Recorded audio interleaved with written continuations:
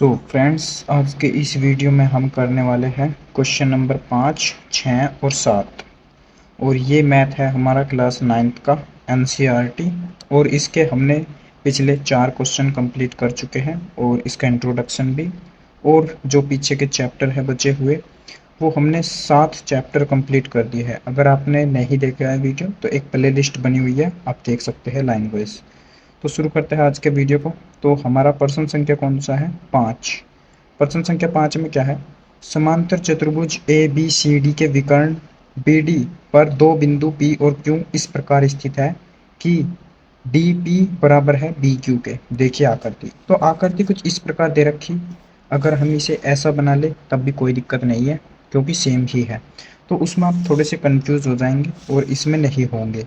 तो दिया क्या है इसने? सबसे पहला डी पी बराबर है बी क्यू के। डी पी मतलब ये वाली बी क्यू के, तो ये वाली आपस में क्या है? बराबर है ये दोनों। तो सबसे पहले सिद्ध करा रहा त्रिभुज ए पी डी सर्वांगसम है किसके? त्रिभुज सी क्यू बी के।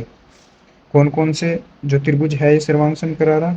ए पी डी के। त्रिभुज ए पी और डी मतलब ये वाला भाग। और दूसरा त्रिभुज कौन सा है? दूसरा त्रिभुज है C Q B. C Q B और ये वाला त्रिभुज। इन दोनों त्रिभुज को हमें क्या दिखाना? सर्वांगसम दिखाना। और चूंकि ये एक समांतर चतुर्भुज है, तो समांतर चतुर्भुज की आमने सामने की भुजाएं क्या होती है? समान होती है, बराबर होती है। तो यह भुजा इस भुजा के क्या होगी? बराबर होगी। तो अब हमें इन दोनों त्रिभुज को क्या करना? सर्वांगसम प्रूफ करना। तो सबसे पहले मैं क्या करता हूँ, दिया है जो जो दिया है वो लिखते हैं। दिया है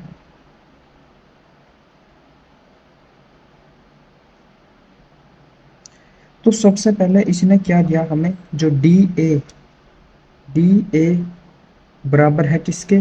सी बी के। सी बी के या फिर बी सी के, ये हमें क्वेश्चन में दिया हुआ है। मतलब कि ये कह सकता है कि समांतर चतुर्भुज चतुर्भुज की भुजाएं। दूसरा क्या था? दूसरा इसने कहा था कि डी पी, जो डी पी है वो किसके बराबर है? क्यू बी के। क्यू बी के ये दिया था, ये भी यहाँ पर लिखा हुआ है तो यहाँ पर लिखने की कोई ज़रूरत नहीं है। इसको मान लेता हूँ मैं समीकरण 1 और इसको मान लेता हूँ समीकरण 2। ये काम आने वाली है हमारे। अब क्या करना है? सिद्ध क्या करना? सिद्ध करना है। तो सिद्ध क्या करना है? इसने त्रिभुज दिया, एक त्रिभुज दिया इसने, त्रिभुज ए पी डी। पहला मैं कहा इसने त्रिभुज ए पी डी सर्वांगसम है किसके? त्रिभुज, कौन से त्रिभुज के सर्वांगसम है? त्रिभुज सी क्यू बी के। सी क्यू बी के। तो ये त्रिभुज जो मैंने अभी बताए हैं, इन दोनों को हमें सर्वांगसम दिखाना है। तो इन दोनों को सर्वांगसम दिखाने के लिए सबसे पहले हमारा क्या टारगेट रहेगा? मैं दो त्रिभुज ले लेता हूँ। कौन कौन से? मैंने ले लिया त्रिभुज ए पी डी तथा अतः लिख सकते हैं आप यहाँ पर, अतः त्रिभुज ए पी डी तथा त्रिभुज सी क्यू बी, ये वाला सेम टू सेम लिख देना है में। अब सबसे पहले क्या दिखा? सबसे पहले जो इसने क्वेश्चन में दिया था वो ही तार दो। क्वेश्चन में क्या दिया था? डी पी बराबर है बी क्यू के। जो डी पी है वो बराबर है बी क्यू के, ये दिया है। ठीक है, तो दूसरा क्या है? दूसरा हमें दिख रहा कि जो ए डी है, ए डी वो किसके बराबर है? बी सी के। क्या है? बी सी के बराबर है। ये क्या है? ये समांतर चतुर्भुज है, तो आप लिख भी सकते हैं कि समीकरण 2 से जो हमने स्टेटमेंट दे रखी कि ये एक समांतर चतुर्भुज की भुजाएं है। अब तीसरा जो बात है हमारी, तीसरा क्या है? तीसरा हमको दिख रहा, अगर मैं बात करूं इसे, ये एक क्या है? तिर्यक रेखा है। तो तिर्यक रेखा के जो ये वाला कोण है, इस कोण के क्या होगा? आपस में बराबर होंगे। क्यों? क्योंकि ये मतलब तिर्यक रेखा है और ये दोनों क्या है, समांतर रेखाएं हैं, तो ये एकांतर कोण होंगे। तो मैं लिख सकता हूं कि A D P angle A D P बराबर होगा किसके, एंगल सी बी क्यू के। कौन से के बराबर होगा, एंगल सी बी क्यू के। कह सकते हैं कि एकांतर कोण है, अंत एकांतर कोण।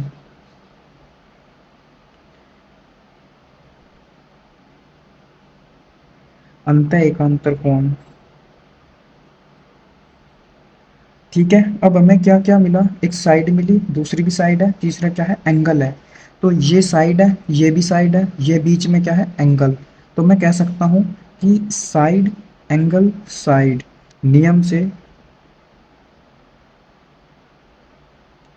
जो त्रिभुज है, कौन कौन से जो दिया था वही लिख देना, ये वाला त्रिभुज A P D, A P D सर्वांगसम होगा किसके, त्रिभुज सी क्यू बी के। त्रिभुज सी क्यू बी के। ठीक है, अब दूसरे पॉइंट में क्या कहा था उसने, ये हमें प्रूफ करना था इसमें।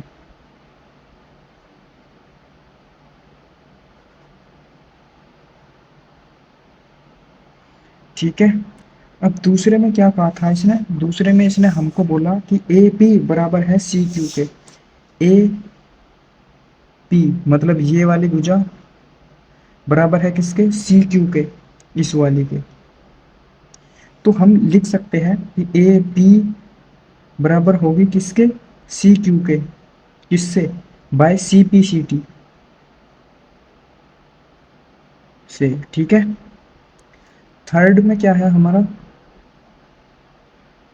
थर्ड पॉइंट में इसने कहा कि त्रिभुज ए क्यू बी, कौन कौन सा है, त्रिभुज ए क्यू बी सर्वांगसम दिखाना किसके, त्रिभुज सी पी डी के।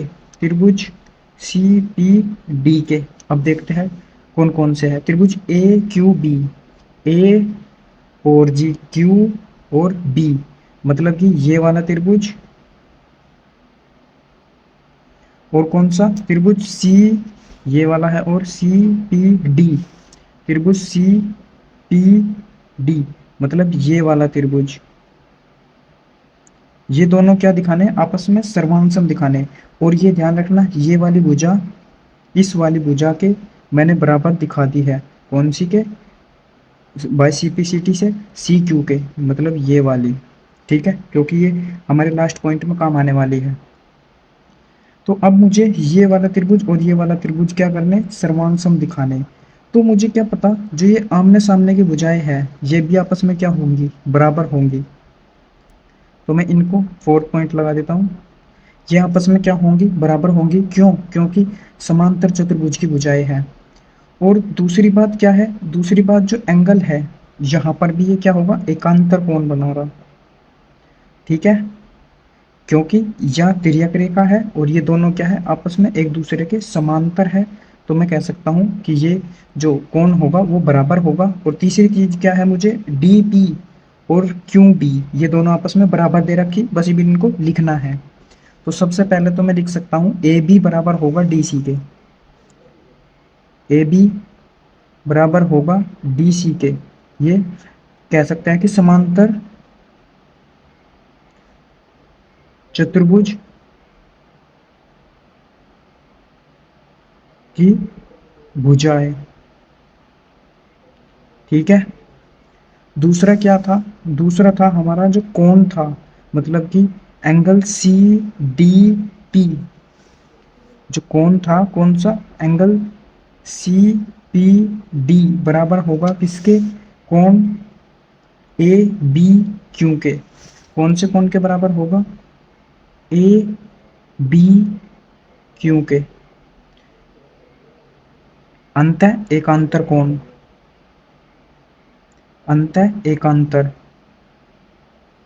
कोण है। ठीक है, अब तीसरी बात क्या थी हमारी, जो डी पी बराबर दे रखी थी क्यू बी के। तो डी पी बराबर है किसके, क्यू बी के। ये दिया था, दिया है, ठीक है। तो इससे हमको क्या दिख रहा कि बीच में है कौन, यह भी बुझा है, यह भी बुझा है। तो मैं कह सकता हूं कि साइड एंगल साइड नियम से जो त्रिभुज है, कौन कौन से त्रिभुज, ए क्यू बी सर्वांग सम होगा किसका, त्रिभुज सी क्यू डी के, सॉरी सी पी डी के, ठीक है।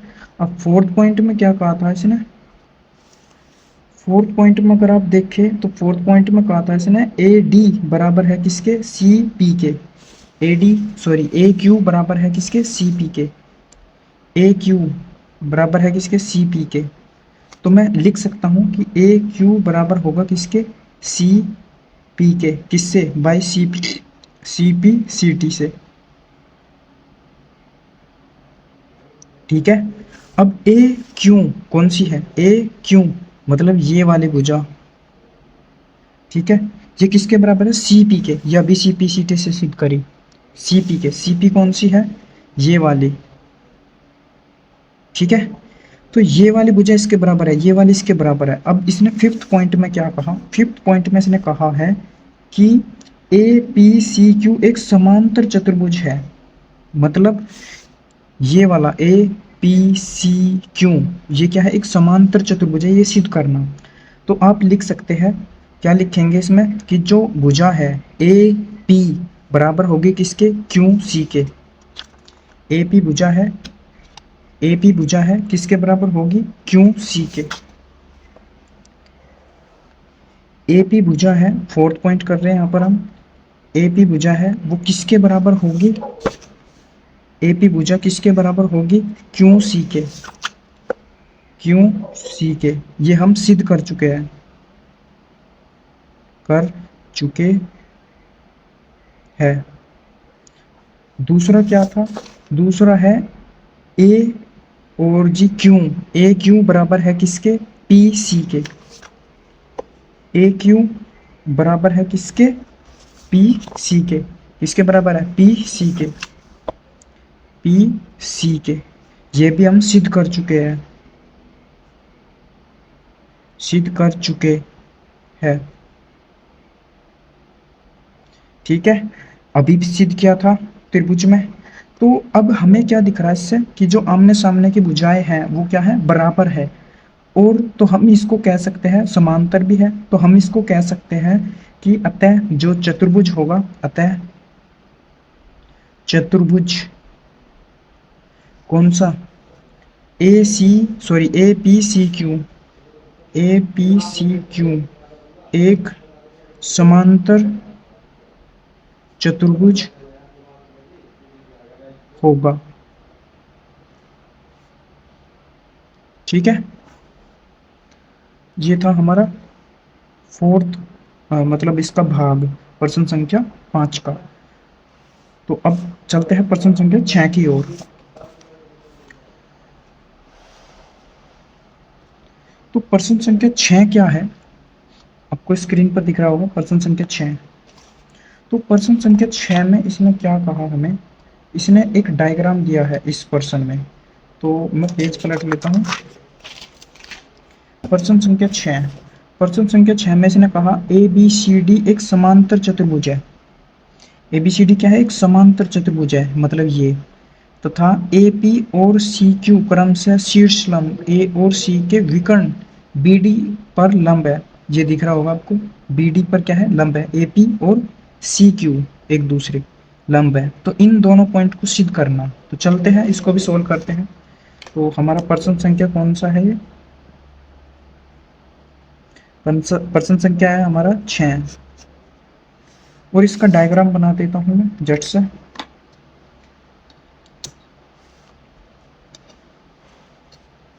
सबसे पहले क्या करना, एक समांतर चतुर्भुज बनाना।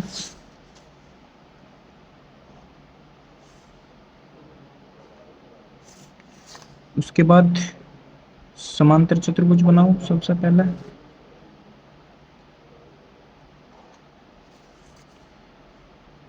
ये बन गया हमारा समांतर चतुर्भुज। फिर क्या करना, एक विकर्ण खींच लेना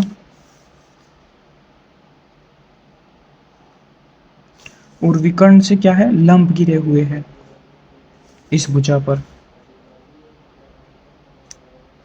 ठीक है, अब इनको नाम दे देता हूं मैं, जो दिए हुए हैं इसको सी पॉइंट है, ये बी पॉइंट है, ये यहाँ पर लंब है। तो लंब क्या होता है, दोनों साइड से होता है, 90 डिग्री कोण बनाता है जो लंब, उसको बोलते हैं। यहाँ पर भी ये लंब है, ये कौन सा पॉइंट है, पी, ये पॉइंट है हमारा ए। ठीक है, तो ये हमारा डायग्राम बन गया। तो सबसे पहले अब इसमें कुछ दिया हुआ है, मतलब सिद्ध क्या, क्वेश्चन में हल क्या करना है, ये पहले में क्या है, जो त्रिभुज है ए पी बी सर्वांग सम है किसके, त्रिभुज सी क्यू डी के, ये सिद्ध करना। तो सबसे पहले मैं जो दिया है वो लिख लेता हूं, दिया है जो त्रिभुज है, सॉरी जो चतुर्भुज है ये दिया हुआ है, मतलब समांतर चतुर्भुज दिया हुआ है, एक चतुर्भुज कौन सा है, ए डी सी बी। ठीक है। और क्या दिया हुआ है, ए मतलब डी बी पर, डी बी पर ए पी और सी क्यू क्या है, लंब है। ये भी हमें क्वेश्चन में दिया हुआ है। अब और क्या है, बस यही है। अब सिद्ध क्या करना, सिद्ध करना है, सिद्ध क्या करना है, सिद्ध करना है हमें त्रिभुज ए पी बी। सबसे पहला पॉइंट है त्रिभुज A P B, A P B सर्वांग सम है किसके, त्रिभुज सी क्यू डी के, सी क्यू डी के। ठीक है, तो सॉरी, अब अतः मैं त्रिभुज ले लेता हूं। अब कौन कौन सा है, त्रिभुज ए पी बी तथा त्रिभुज सी क्यू डी में कौन कौन से त्रिभुज है। अब चलते हैं इमेज में, ए P D, A P D मतलब ये वाला त्रिभुज। ठीक है, दूसरा त्रिभुज कौन सा है, C Q D, C Q और डी, सॉरी बी, ये क्या था, सी क्यू बी। एक बार मैं चेक कर लेता हूँ, C Q D, A P B, A P B, sorry ये वाला नहीं, कौन सा त्रिभुज, ये वाला त्रिभुज। और दूसरा त्रिभुज कौन सा है, दूसरा त्रिभुज है C Q D, C Q D और ये वाला त्रिभुज। ठीक है, तो ये दो त्रिभुज है, इन दोनों को सर्वांग सम सिद्ध करना है। तो सबसे पहले आपको क्या दिख रहा है, ये एक समांतर चतुर्भुज है, तो यह भुजा इस भुजा के बराबर होगी। ठीक है, पहला काम ये है। दूसरा क्या है कि इस त्रिभुज में ये क्या है, 90 डिग्री का कोण है, और इसमें भी ये वाला क्या है, 90 डिग्री का कोण है, तो दूसरा काम भी मिल गया हमें। तीसरी चीज क्या है, तीसरी ये वाला कोण इस कोण के बराबर होगा, सॉरी ये वाला कोण इस वाले कोण के क्या होगा, बराबर होगा। क्यों, क्योंकि एकांतर कोण है और ये क्या है, तिर्यक रेखा है और ये एक दूसरे के समांतर है, तो ये क्या होगा, एकांतर कोण होंगे, अंत एकांतर कोण, तो उसके कारण ये बराबर होंगे। तो अब मुझे क्या करना है, इसको सिद्ध कर प्रूफ करने के लिए, तो सबसे पहले मैं लिख लेता हूं कि डी सी बराबर होगा किसके, ए बी के, समांतर चतुर्भुज की भुजाएं। ठीक है, दूसरा क्या है, दूसरा है A P Q, sorry A P B, angle A P B, B तक लिख सकता हूं मैं, क्योंकि यहां तक है त्रिभुज, तो बी तक लिख सकता हूं। तो बराबर होगा किसके, त्रिभुज, सॉरी एंगल किसके बराबर होगा, सी क्यू डी के, सी क्यू डी के बराबर होगा किससे, प्रत्येक 90 डिग्री है, प्रत्येक 90 डिग्री है। अब तीसरी ओर चाहिए हमको कुछ ना कुछ, तो तीसरी भुजा चाहिए या फिर तीसरा मतलब कुछ ना कुछ चाहिए। तो मैं क्या करता हूँ, जो एंगल है सी डी पी, कौन सा है एंगल सी डी पी, बराबर है किसके, एंगल ए बी क्यू के, एंगल ए बी क्यू के। ये क्या है, अंत एकांतर कोण है, अंत एकांतर कोण है, ये देख चुके हैं हम, बता दिया था मैंने। तो अब इससे मुझे क्या दिख रहा कि पहला कोण है यहाँ पर, फिर कोण है, फिर एक भुजा है। तो मैं कह सकता हूँ कि एंगल साइड नियम से जो त्रिभुज होगा, कौन सा त्रिभुज ए पी बी, वो सर्वांग होगा किसके, त्रिभुज सी क्यू डी के। ठीक है, हेंस प्रूफ, यही सिद्ध करना था। तो दूसरा पॉइंट क्या है इसका, दूसरा पॉइंट है हमारा इसका ए पी बराबर है सी क्यू के। क्या है, ए पी बराबर है सी क्यू के। ए पी मतलब ये वाली भुजा बराबर है किसके, सी क्यू के, इसके। तो ये दोनों इस त्रिभुज की ही भुजाएं हैं, और अब ये हमने सिद्ध करा। तो मैं कह सकता हूं कि जो ए पी है वो बराबर होगा सी क्यू के, किससे, by C P C T से।